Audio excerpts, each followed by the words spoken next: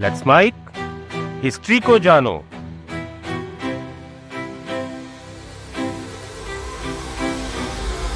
राजाओं की कहानियों में सबसे ज्यादा या तो वीरता की कहानियां सुनी जाती हैं या फिर महलों में बंद दरवाजों के पीछे उनकी अय्याशी के किस्से सुने जाते हैं।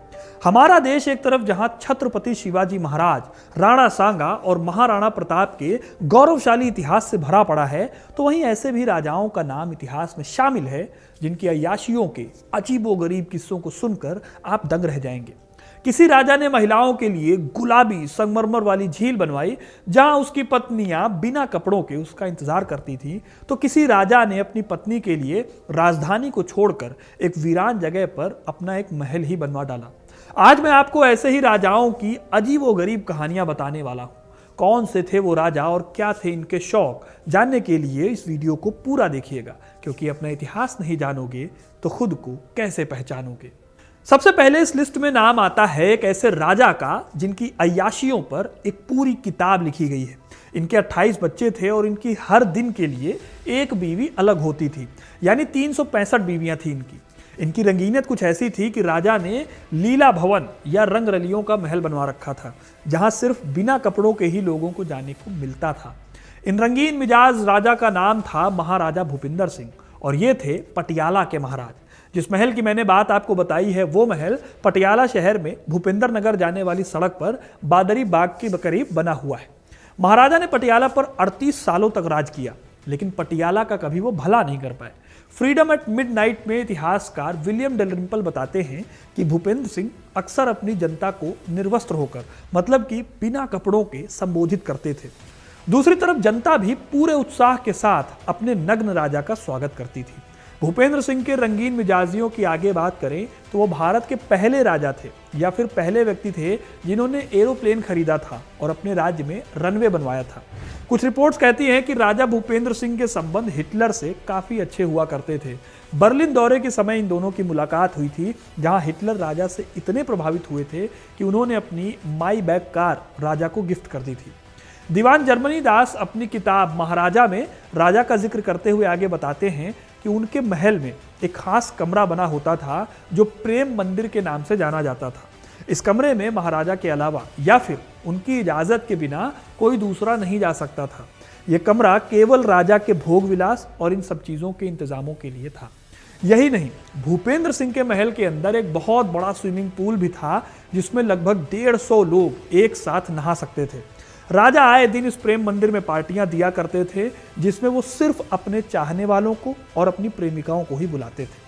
अब दोस्तों, ये तो बात हो गई महाराजा भूपिंदर सिंह की, लेकिन इनको भी टक्कर देने वाले महाराजा का नाम था महाराजा किशन सिंह।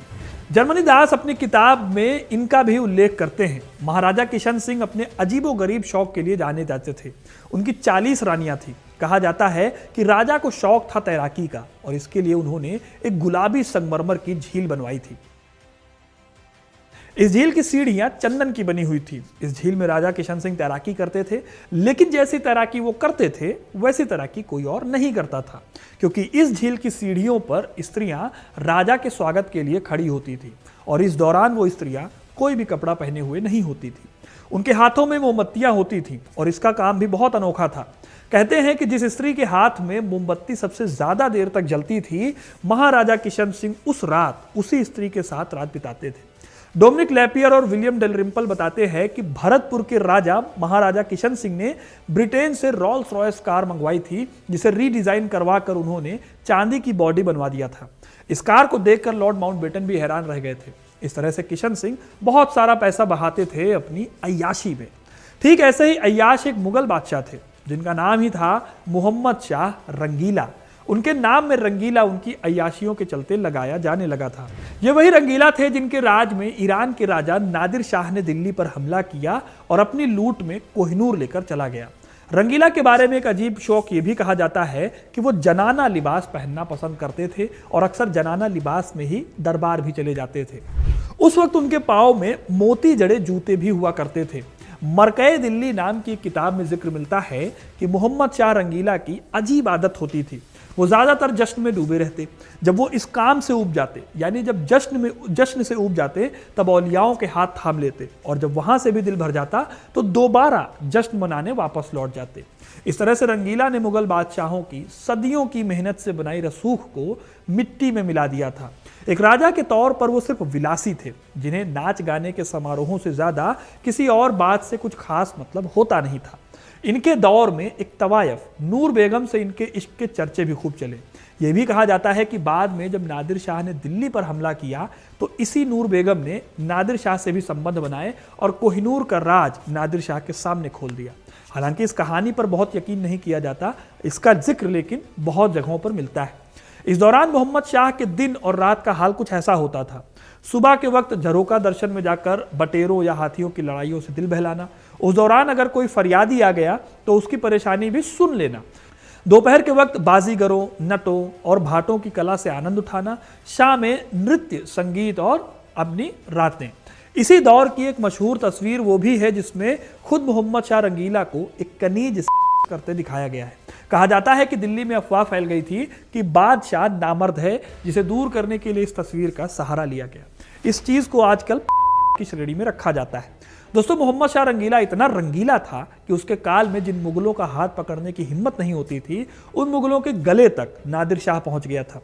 हमेशा अपनी अय्याशियों में मशगूल रहने वाले मोहम्मद शाह ने मुगलों की इज्जत को मिट्टी में मिला दिया था। खैर, अब बात करते हैं हैदराबाद के उस निज़ाम की जिसे दुनिया का सबसे अमीर और बेहद कंजूस निज़ाम कहा जाता था। कभी उनकी प्रॉपर्टी $1 अरब की आंकी गई थी, लेकिन धीरे धीरे ये प्रॉपर्टी घटती चली गई। दोस्तों, वैसे तो उस्मान अली बहुत कंजूस थे, लेकिन उन्होंने 185 कैरेट डायमंड का पेपर वेट बनवाया था, जो कि दुनिया के 5वें सबसे बड़े जैकब हीरे का टुकड़ा था। ये जनाब अपनी वर्किंग टेबल पर इसका इस्तेमाल पेपर वेट की तरह करते थे।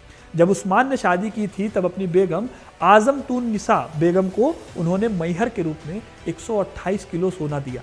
इन्होंने कितनी शादियां की थी ये तो इतिहासकारों ने साफ नहीं बताया है आज तक, लेकिन उनका ये ज़रूर कहना था कि उसकी तकरीबन 36 औलादें थी, जिसने सिर्फ अपने पर्सनल काम के लिए 15,000 कर्मचारी रखे थे, और साथ ही उन्होंने खुद की रक्षा के लिए 3,000 अरबी बॉडीगार्ड भी रखे थे। लेकिन इसी के साथ निजाम कंजूस भी बहुत थे। उनकी कंजूसी का आलम यह था कि उनके घर पर कोई मेहमान आता तो बुझी सिगरेट अगर वो छोड़ जाता था तो मेहमान जाने के बाद उस सिगरेट के टुकड़े को जलाकर वो पीने लगते थे। हमेशा मैले कुचैले और गंदे कपड़ों में नजर आया करते थे ये निज़ाम, और निज़ाम की कंजूसी के किस्से रामचंद्र गुहा अपनी किताब इंडिया आफ्टर गांधी में भी करते हैं। वो लिखते हैं कि निज़ाम के गैराज में एक से बढ़कर एक गाड़ियां होती थी, लेकिन वो खुद 1918 के मॉडल की पुरानी टूटी फूटी कार से चला करते थे। निज़ाम उस्मान अली को की लत थी और बगैर नशे के वो रह नहीं पाते थे। डोमिनिक लेपियर कहते हैं कि निज़ाम का एक रूटीन फिक्स था, इसमें हर दिन एक प्याली अनिवार्य तौर पर शामिल थी, मतलब कि बिना इसके उनका जीना जो है वो मुहाल हो जाता था। अब दोस्तों नंबर आता है जूनागढ़ के नवाब मोहम्मद महाबत खान का। इन नवाब की नवाबी कुछ अलग किस्म की थी।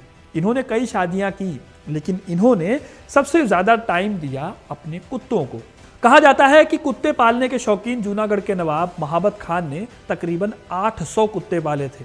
इतना ही नहीं, इन सभी कुत्तों के लिए अलग अलग कमरे होते थे, नौकर होते थे, यहाँ तक कि टेलीफोन की भी व्यवस्था थी। अगर किसी कुत्ते की जान चली जाती तो तमाम रस्मों रिवाज के साथ उसे कब्रिस्तान में दफनाया जाता और शव यात्रा के साथ शोक संगीत बजाया जाता। हालांकि नवाब महाबत खान को इन सभी कुत्तों में सबसे ज्यादा लगाव एक फीमेल डॉग से था, जिसका नाम रोशना था। महाबत खान ने रोशना की शादी खूब धूमधाम से बॉबी नाम के कुत्ते से कराई थी। इस शादी में नवाब ने आज के वैल्यू के हिसाब से करीब 2 करोड़ रुपए से भी ज्यादा पैसे खर्च किए थे।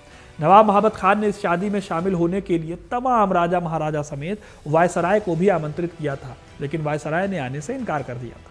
हालांकि बाद में नवाब ने जब भारत में जूनागढ़ की रियासत के विलय से मना किया तो जनता ने विद्रोह कर दिया, जिसके बाद उन्हें देश छोड़कर भागना पड़ा। इस दौरान आनंद फानन में अपना सारा सामान लेकर वो पाकिस्तान की ओर भागे। अब नवाब को कुत्ते इतने पसंद थे कि कुत्तों के आगे 2 बीवियों को वो प्लेन में बिठाना ही भूल गए थे।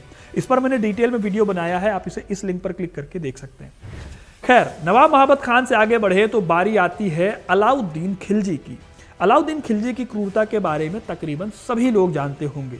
इतिहास के पन्ने उसके काले कारनामों से भरे हुए हैं, लेकिन पद्मावत फिल्म से आम लोगों ने भी उसके बारे में जानना शुरू किया। इतिहास में जाएं तो अलाउद्दीन की लव लाइफ में उनके करीबी मलिक कफूर के नाम का जिक्र है। अपने चाचा को मारकर दिल्ली का सुल्तान बनने वाले अलाउद्दीन के बारे में माना जाता है कि वो बाइसेक्सुअल था। मलिक कफूर से उसके बेहद नितांत और नज़दीकी संबंध थे। उसके हरम में सिर्फ महिलाएं नहीं बल्कि पुरुष भी होते थे। इतिहासकारों की माने तो अलाउद्दीन के बारे में कहा जाता है कि उसके हरम में करीब 70,000 आदमी थे, जिसमें औरतें और बच्चे भी शामिल थे। ये वही समय था जब बच्चाबाजी का चलन चरम पर था। औरतों के सार्वजनिक नाच पर रोक थी, जिसके चलते नौजवान लड़कों को औरतों के लिबास पहनाकर नचाया जाता था। तो दोस्तों, ये थे वो राजा जिन्होंने बहुत सारा पैसा अपनी अय्याशी पर खर्च कर दिया। आपको ये कहानी कैसी लगी कमेंट करके जरूर बताइएगा। वीडियो को लाइक और शेयर करना ना भूलें और इस इंटरेस्टिंग कहानियों के लिए, इतिहास से जुड़े रहने के लिए हिस्ट्री कनेक्ट को सब्सक्राइब जरूर करें। धन्यवाद।